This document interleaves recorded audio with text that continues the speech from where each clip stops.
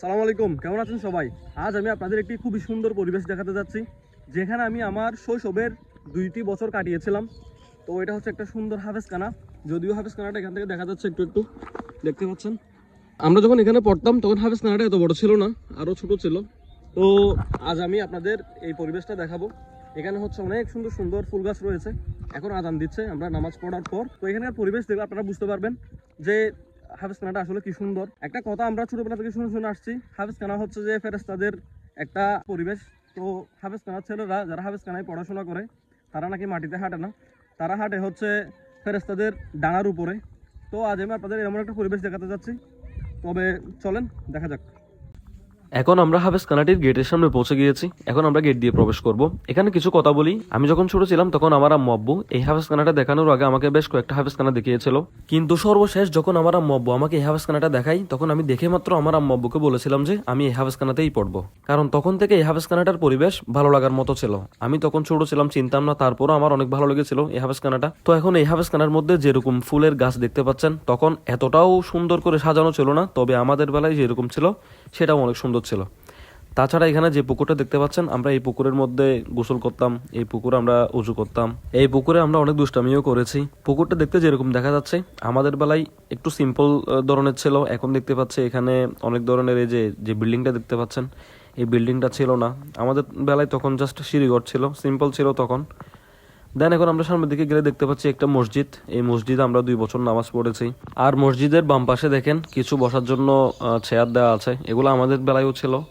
তো চেয়ারের পেছনে হচ্ছে কবরস্থান, কবরস্থানের এই পাশে দেখেন আমি এখন যেদিকে দেখাচ্ছি এটা হচ্ছে পুরোটাই হাফেজখানা।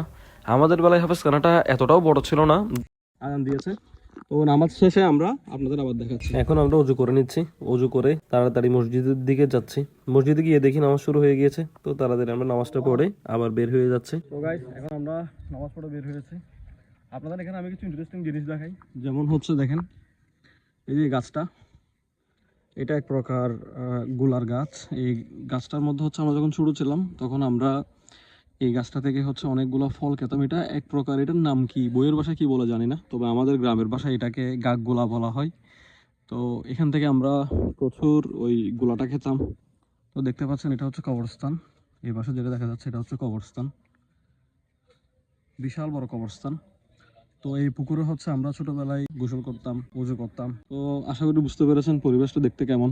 আর এটা হচ্ছে এখন যেটা দেখতে পাচ্ছেন, এটাতে হচ্ছে মক্তব যেটা বলা হয়, মানে এলাকার যে ছেলেপোলারা যেখানে এসে হচ্ছে কোরআন শিক্ষা নেয়, যেখানে ইসলামিক শিক্ষা দেওয়া হয়। এটা কাইন্ড অফ, এটা স্কুল না, এটা হচ্ছে অনেকটা ইয়ার মতো, মানে আপনার প্রাইভেটের মতো। 1 ঘন্টা 2 ঘন্টা এসে পড়ে যায়। আপনারা অবশ্য চিনবেন, বাংলাদেশের মানুষরা অবশ্য চিনবেন, তারপরেও বলছি, আমি ক্লিয়ার করে দিচ্ছি। কাহারিয়া গুনা বা করায়া গুনা মোহাম্মদিয়া হেফজখানা ও এতিমখানা যেটা দেখতে পাচ্ছেন, এটাতে আমি আমার শৈশবের 2টা বছর কাটিয়েছি। তো এটা দেখতে পাচ্ছেন অনেক সুন্দর পরিবেশটা। এখানে আমি আপনাদের কি বলবো, আমরা যখন ছোট ছিলাম তখন থেকে হচ্ছে এরকম ফুল গাছ রয়েছিল এখানে। এখানে আমরা যখন ছোট ছিলাম তখন আরো ফুল গাছ বেশি ছিল, তবে এরকম গুছালো ভাবে সাজানো ভাবে ছিল না। তো গাইস, এখন আমরা চলে যাচ্ছি বাড়িতে, বের হয়ে যাচ্ছে আমরা এখন। তো আজ এ পর্যন্ত, দেখা হবে আবার নতুন কোনো একটা ইন্টারেস্টিং ভিডিও নিয়ে। ধন্যবাদ সবাইকে, সালাম আলাইকুম।